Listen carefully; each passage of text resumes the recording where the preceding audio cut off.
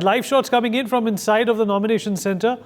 The Prime Minister, flanked by a number of VVIP guests and leaders. Yogi Adityanath, right behind him. And there is the Prime Minister seated. Formalities being concluded at this point in time. Prime Minister Modi filing his paper. Live visuals from inside of this moment, which is not only going to be ebbed and etched in history, but is also going to give a directive and a direction of how to change or face, or how to in fact change and transform a city with not only words, but with actions as well. Himanshu Bhatt, senior journalist, with us on the program as well. Mr. Bhatt, taking a leaf out of what Rajalakshmi also said, that, leadership... सत्यनिष्ठा से प्रतिज्ञा करता हूं कि मैं विधि द्वारा स्थापित भारत के संविधान के प्रति सच्ची श्रद्धा और निष्ठा रखूंगा और मैं भारत की प्रभुता और अखंडता अक्षुण्ण रखूंगा।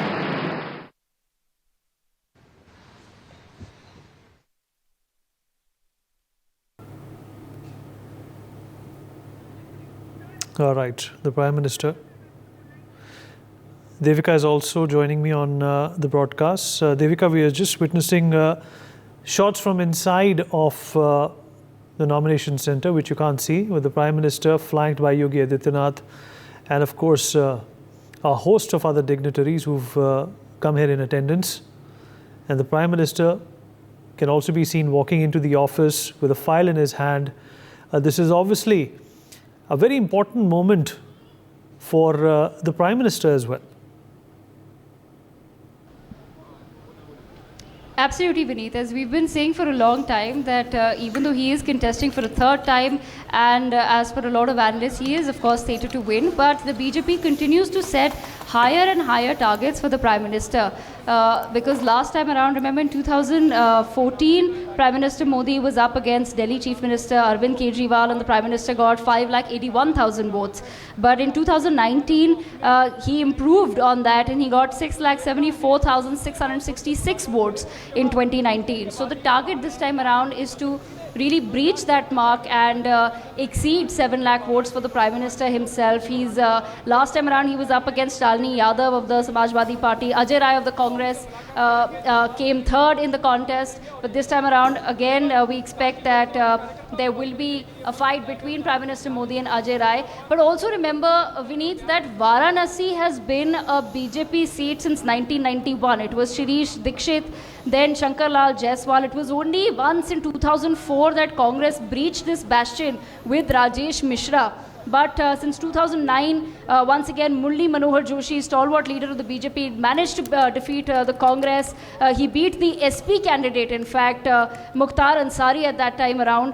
And since 2014, Prime Minister Modi has been contesting from Varanasi. So like I said, even though this has been a BJP bastion, but when you look at the numbers, what is interesting is that it is only since the Prime Minister has taken up this seat that he has won with margins over 50%, which is very rare in elections for it to happen. The last time it happened was in 1977 when the candidate won with 66% vote share. Ever since then, the vote share, the winning vote share has always been less than 50%. Prime Minister Modi managed to breach that in 2014, won with 56% of the votes. So literally more than half of the people who voted in 2014 voted for the Prime Minister. And that was his first time contesting from Varanasi. He had just come in as the BJP's prime ministerial face at that point in time. And of course, he was previously Gujarat Chief Minister. But in his first time itself, he managed to get 56% of the vote share. And in 2019, he improved on that further. He got 63% of the vote share. So this time around, the BJP's promise is that because the 2019 promises of Ram Mandir in Ayodhya, of a developed Kashi Vishwanath corridor, paper have been delivered. They're hoping that when the voter goes out on the 1st of June in Varanasi to cast their vote, they will be keeping all of this in mind as well. So of course it remains to be seen that what will be the vote winning margin of the Prime Minister this time around, Vinny. That's really going to be key on the 4th of June, because that's a big promise that has been, and a big ambition that has been set by the BJP themselves. Absolutely. Valid point, Devika. In fact, the Prime Minister would want to, better the numbers that he got to see in 2019. And of course, the voter turnout is also expected to increase in the city of Varanasi as compared to what happened in 2019. All right, Chandni Preeti Shah, political analyst, is joining us on this broadcast. Mr. Gautam Mukherjee, senior journalist, is also here with us. Advocate Manasvi Thapar, political analyst, joins us on the show as well. Chandni, I'm going to come to you first. The Prime Minister, we're getting live shots of the Prime Minister inside of the DM's office. He's filed his nomination for the third time. He's already won emphatically in 2014 and 2019. Well, the Congress and the BJP, Chandni, have always been the custodians, or if I may use the word, chalaks of the city of Varanasi. The BSP and the SP have never had a chance to, in fact, get a complete mandate in the city of Kashi. And of course, there are multiple reasons for that as well. But the fact of the matter is that if you compare what the Prime Minister has done since 2014 vis-a-vis to what, the earlier version of the Bharatiya Janata Party did in the mid-90s, there's a huge contrast. There's a huge contrast not only because of the development or not only because of the infrastructural changes that have come about, but there were a lot of landmark decisions that were taken, a lot of sensitivities, Chandni, that were catered to, the Kashi Vishwanath corridor, and of course what happened in Ayodhya also can be credited as something which has also resounded in Kashi as well. Chandni.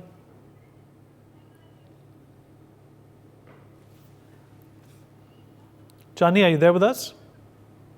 All right, Chandni, we've lost your connection.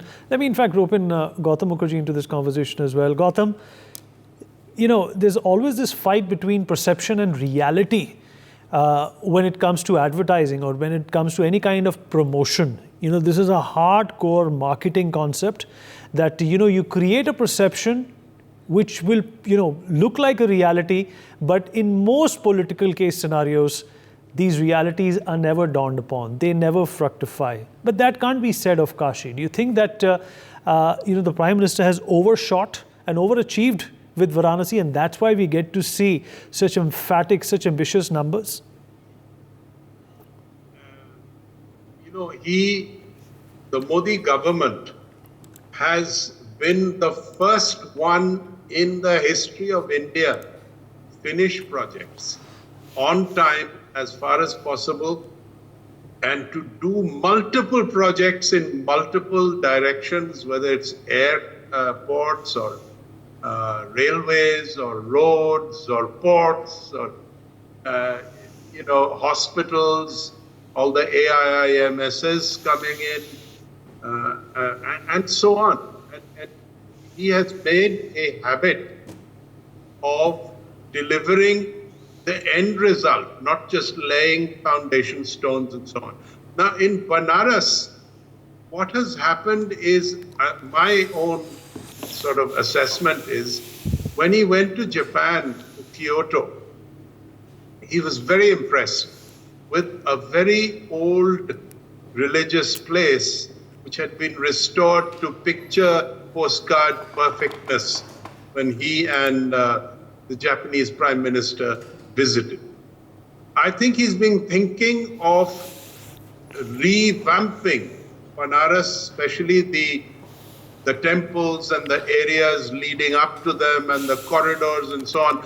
Now, after the Kashi Vishwanath corridor, you've got the Sankat Mochan corridor just begun. Now, that's going to be a tremendous thing as well.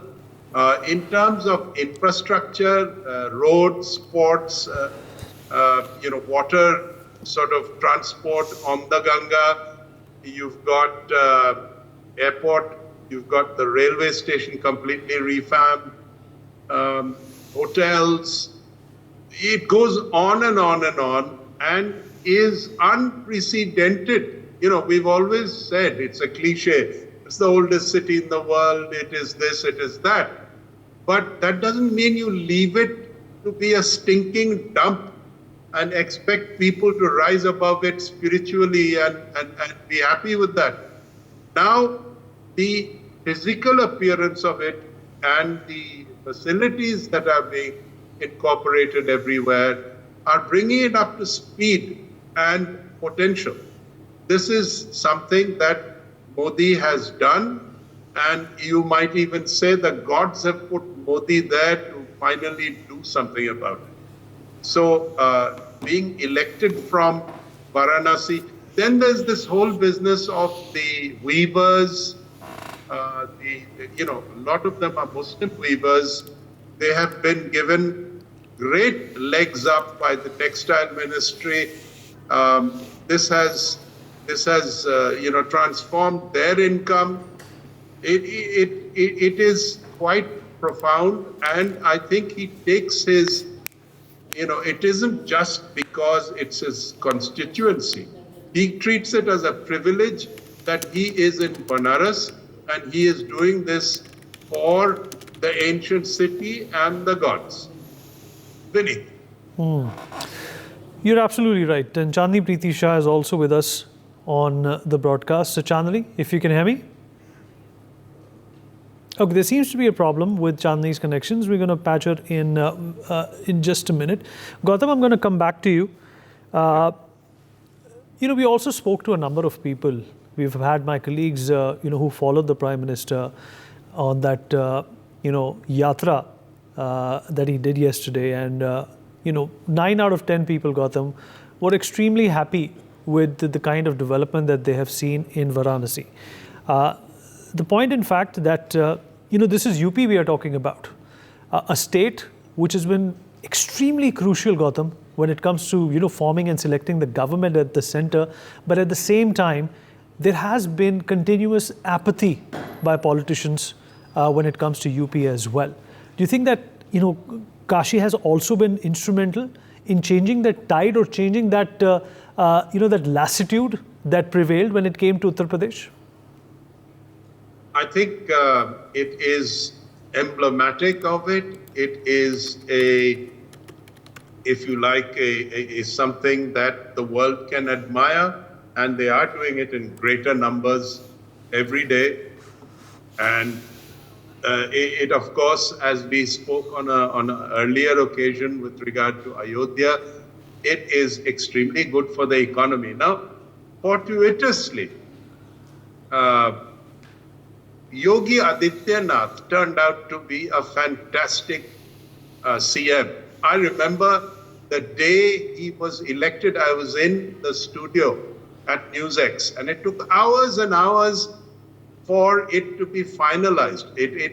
I was there, 2 o'clock, I think, and it was expected to be announced, and it wasn't announced till 5:30, and then with some degree of hesitation and 2 deputy CMs, and that was then. Since then, there's been 2 consecutive terms. It hasn't happened in decades for anybody. And his clearly stated principle of turning UP from what was a Bimaru state to a $1 trillion economy. Now, if you think of it in terms of our overall size, let's assume, fast forward a little bit, and we are already number 4. That means we are approaching 5 trillion. 4.7 or so in 2025 is expected, which helps us overtake Japan very slightly, but overtake it nevertheless. And out of that, Yogi Adityanath is absolutely serious about delivering 1 trillion. If you look at the various initiatives, they are not just religious tourism. There is a massive defense corridor coming up. There are roads which have connected the less prosperous areas, not just ordinary roads, highways. And this is revolutionizing the place, even with such a substantial Muslim population, which for previous governments was either a process of appeasement or a problem.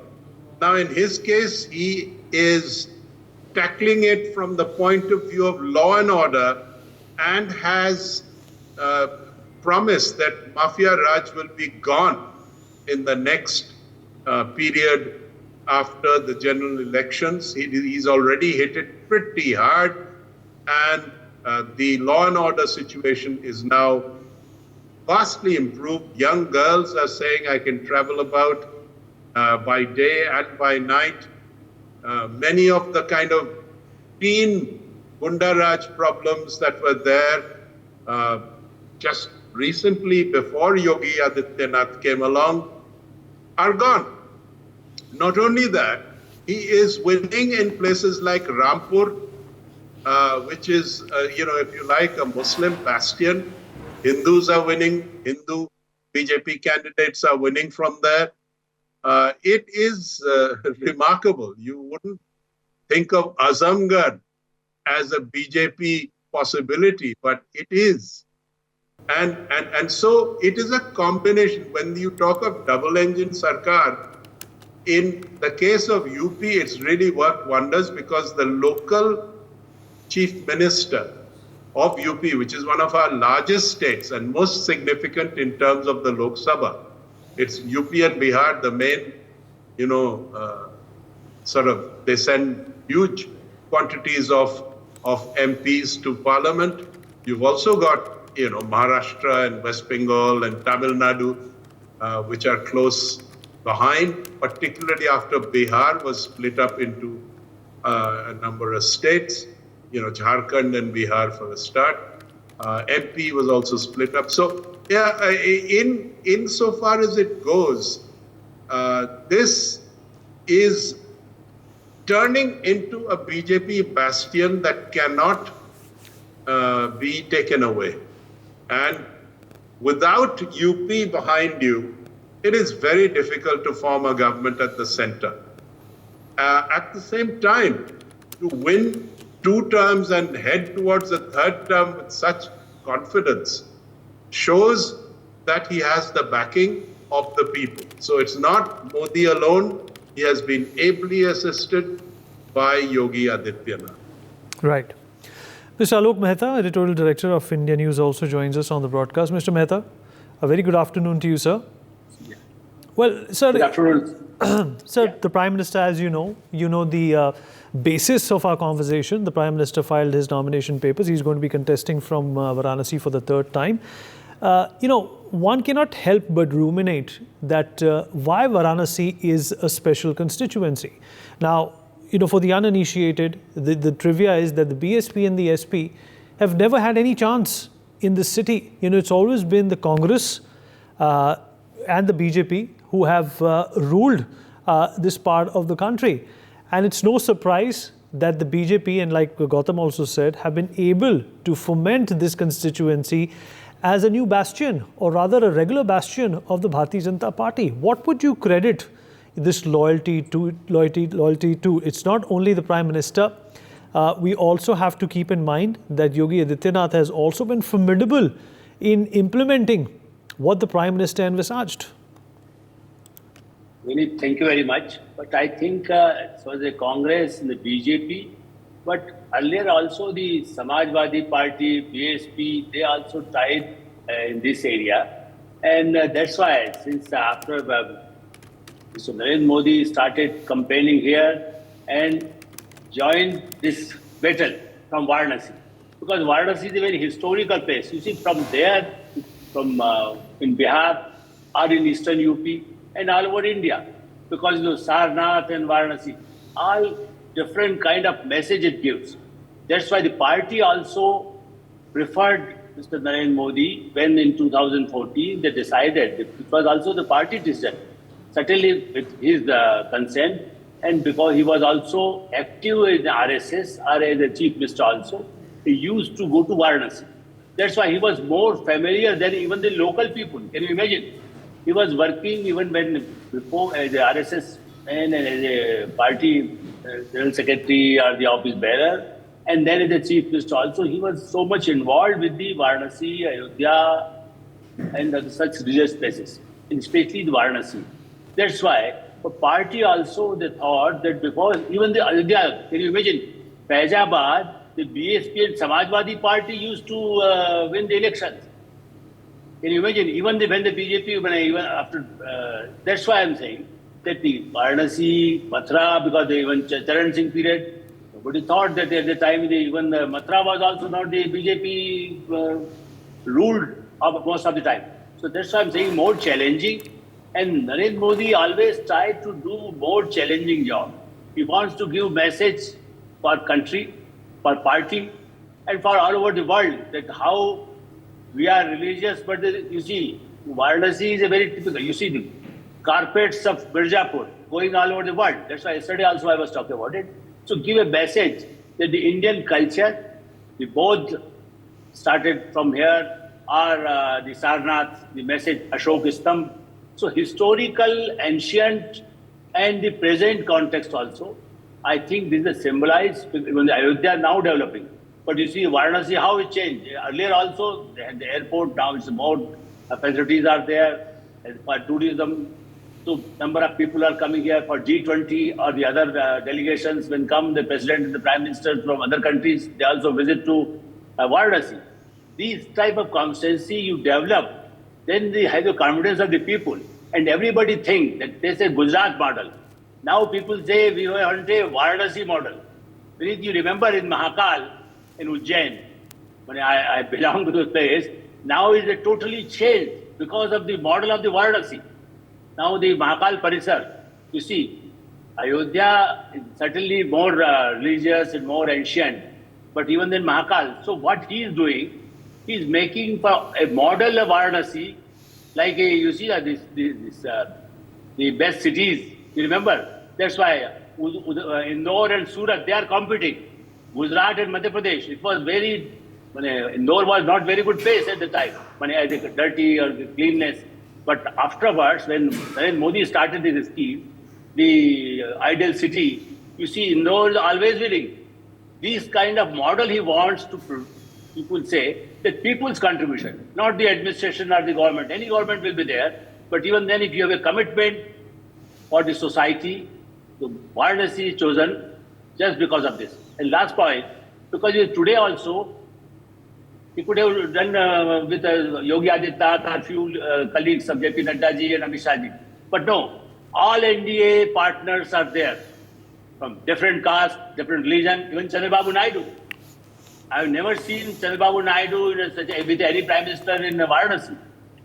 These kind of, he was also the UPA and he was more secular in that sense, people say, because his constituency is such. But even then, number of people from his NDA partners or any observer if you come there, so he is taking along with everybody. He doesn't want to represent himself. He wants that everybody should feel that we have to work for the society, for the country, not question of only the 400 seats, but he is trying, what I feel as a journalist, that he wants to give a confidence that India can do what we want to achieve and what the government can serve us, the confidence of the people. So if you have a big heart, large-hearted person, then you invite. Otherwise you say, okay, people say that Narendra Modi think about himself. No, I feel he wants to take along with so many people, hundreds, that's why I say 140 crores in my family. It's not just a dialogue. I think his psychology is such that if somebody convinced with my ideology or the ideology for India, I want to take them. And that's why he say Vasudhaiva Kutumbakam. All right. We are also learning that the Prime Minister very shortly is going to be coming out of the nomination office, the DM's office. Chandni Preeti Shah is back with us on the program. Chandni, of course, we've had an elaborate discussion on what this means for the populace of Varanasi. But according to you, what does this victory and this strength that has been provided through the people of to the people of Varanasi through development and growth, mean for the politics of the day, not only in UP but the rest of the country as well? It's a shining example of what can be achieved. Absolutely, Vineet. We've been watching. I've been coming on your show yesterday. Also, I was there, and today I was also watching. And we've seen, Devika on the ground and other reporters on the ground, and when they were, talking to the people over there, and the excitement that there was there with the people, the kind of love that they were showering on the PM, that was not scripted. Okay, that was because they actually got what they were promised, and that also after 75 years of independence. A town like Varanasi, which is known for its spirituality majorly. Right, there are so many ghats, and so what was it known for first? Like, okay, people went, people prayed, people came back. It was just the astha of the people that the PM took care of. That I would like to say, because it's a fact whether somebody wants to believe it, agree with it or not, that majority of the Indians are those who have a belief system in place. एक गाड़ी लाते हैं तो वो नारियल फोड़ते हैं उसके पहले, before they start. So that kind of an environment is what majority of the Indians come from. And yesterday, when you were when the people were asked about what changes that they saw, and you don't need us to even tell to the world that what is happening, because the kind of roads that they were seeing, they have never seen that before. They only saw that was in their dreams. They thought that this was only possible in bigger cities. They never dreamt of that thing happening in their own small city, the small town. The ghats that they were there, they were there, they were existing before also. But the grandeur that PM Modi gave to those ghats, that people from all over the country, all over the world, they were coming to see. They are now coming in to see that, okay, what has Kashi transformed into, what has Banaras transformed into. Not just the common people, the celebrities. You would see the Bollywood celebrities who would come down and they would make videos on this, that okay, we've been here before, but this is something that has transformed gigantically. Okay, the construction of the Kashi Vishwanath corridor, the development of the Ganga Ghats, the road infrastructure that has enhanced. That has also obviously increased the employment opportunities for the locals over there. The artisans have been recognized. Their art is being has come out in the open to the world. So these are very it's a very small thing to do. Developing roads, developing the infrastructure of a city. This should have been done way long back. PM Modi should have not been constructing pakka roads in Varanasi, not been constructing broader roads in Varanasi. This should have been happened way before. But it never happened, because those people were never given any importance. That place was never given any importance, because whatever party, whatever government that came before the Modi government, they never gave spirituality that much importance. They never thought that, okay, religious places could also be developed into tourism places. They never had that kind of thought process. Now, when you see Narendra Modi, he, the opposition calls him an unapologetic Hindu and whatnot. Yes, he is. He would take the blessings of his mother. He would go to, he would take a dip in Gangaji. He would bow between the deities, and that he does it in routine. Okay, it's not that he does this. He does this only before elections, or he does it. This is him. This is how he defines himself. That this is what PM Narendra Modi stands for, and this is what he will do for the people of India. And people of India are very emotional. Very emotional.